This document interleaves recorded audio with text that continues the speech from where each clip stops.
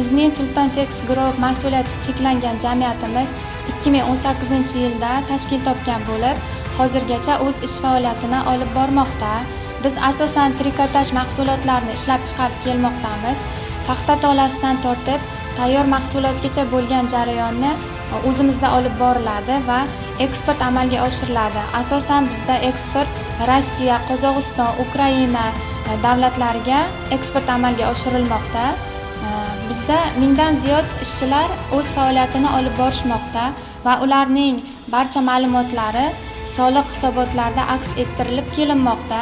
Soliqqa oid muammolarga duch keladigan bo'lsak, bizga mas'ul soliq inspektorlariga murojaat qilib, o'z muammolarimizni hal etishda ko'mak olamiz va biz soliq idoralaridan mamnunmiz.